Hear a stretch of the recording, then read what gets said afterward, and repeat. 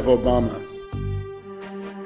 He's not what you think. They're trying to make him look like a Muslim. In the U.S., they try to, he may have been a Muslim at one point, but they want to hide in the U.S. But in the world, they want to say, oh, he's a Muslim. You should like him.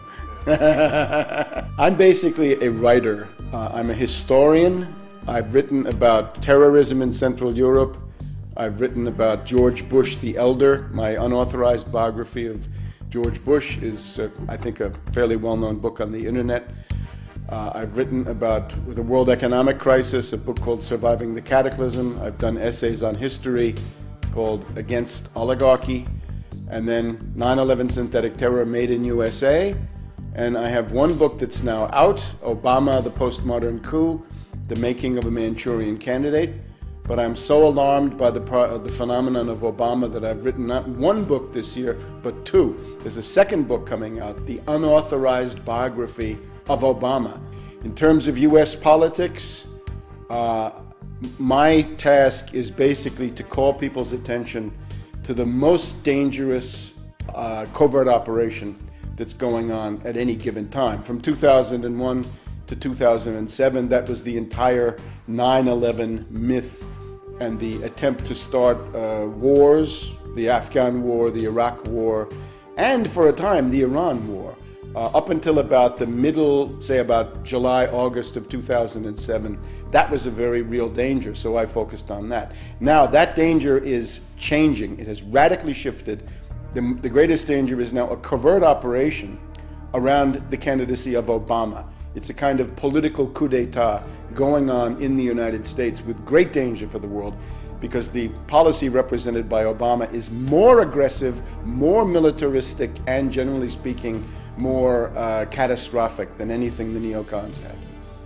There's nothing good to say about McCain, just much worse things to say about Obama. Obama is a world tragedy in the making. This is a catastrophic situation if Obama becomes president. He is a puppet of the Trilateral Commission, and in particular of Zbigniew Brzezinski. And this is a clique of bankers. They ran the Carter administration. Many people today don't remember how disastrous the Carter administration was, but it was a very, very terrible time, economically as well as strategically. And now this same group has groomed another puppet, this time with more preparation, more indoctrination. So this is the moment where this clique of bankers decides to bring in a new face. And this time, not a right-winger, not a neocon, but a left-wing demagogue who promises hope and change, but actually represents policies that are qualitatively worse, qualitatively more destructive, and he can deliver Europe as pawns, as puppets, as expendable assets. Because the project of the next administration in the US, if it's Obama, is going to be not so much wars in the Middle East, but wars on a greater scale. Because Brzezinski says the center of power in the world is not Iran, it's Moscow and Beijing. And therefore, Brzezinski is determined to smash, essentially, Russia and China in the next period ahead in order to let the US-British world domination go on for another 100 years. Now, that's the project. That's more ambitious than any neocon, and it's more adventurous, and it's more dangerous. So people in Europe had better wake up that silly romantic illusion they have about Obama is going to be suicidal for them if they don't understand this. There are right-wingers who don't know how to attack Obama. I would attack Obama in the way that I've just said. He is a puppet of finance capital of the worst possible circles, of David Rockefeller, George Soros, and this group. And their project is extreme austerity, savage reductions in the standard of living, and the basically immiseration and impoverishment of the United States. In terms of foreign policy, it is this plan to have a global showdown with Russia and China.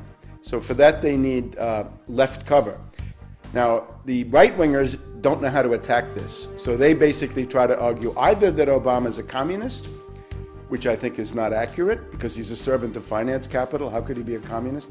Or that he's a Muslim because his middle name is Hussein. He lived in Indonesia for a while, and he may indeed have considered himself a Muslim at some point in his life. I would, however, notice the two fathers that he had. He had a father, first of all, from Kenya, his biological father, who abandoned him, a guy called Barack Hussein Obama Sr., and then an Indonesian, a guy called Lolo Sotero. Both of them, it seems to me, were more devoted to Johnny Walker Black Label Scotch whiskey than they ever were to Islam. So I don't think the Muslim connection really makes any sense. But I would add one thing.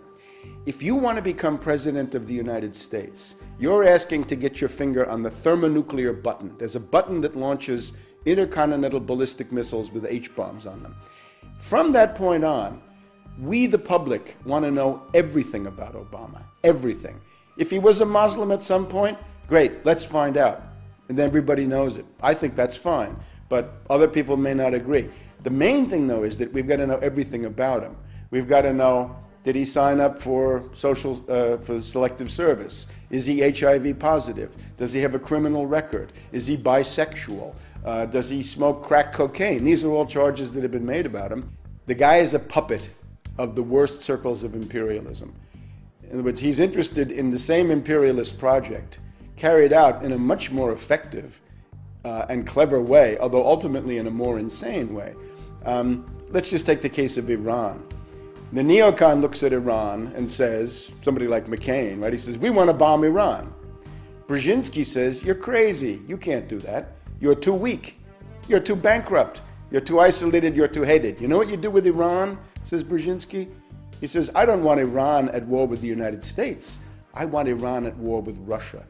Let's turn Iran into a tool, into a puppet, and play Iran against Russia. And Brzezinski said, I show you how to do that. I played Afghanistan against the Soviets, and I destroyed the Soviets.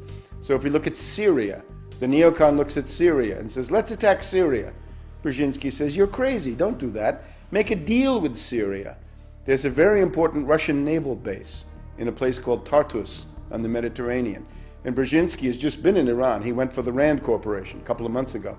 The goal would be to get the Russians out of Tartus and try to turn Syria, if possible, against the Russians. So instead of having Muslims as being the target, the Muslims become cannon fodder for the project against Russia and China.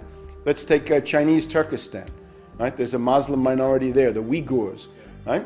What's Brzezinski's plan for them? It's to have them fight and die in some kind of an insurrection. He's got an insurrection going in Tibet. The idea right now is forget about the target list that you've known. The target list is getting bigger. Let me add a couple of others to the target list. Let's take Sudan, Arab country, Arab League. Why is Sudan being targeted? What's the story with Darfur? Why are they doing that?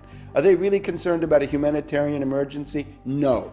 They're concerned because 7% of the oil for China comes from Sudan. They're looking desperately for a pretext to go into Sudan, overthrow General Bashir, and cut off that oil going to Sudan.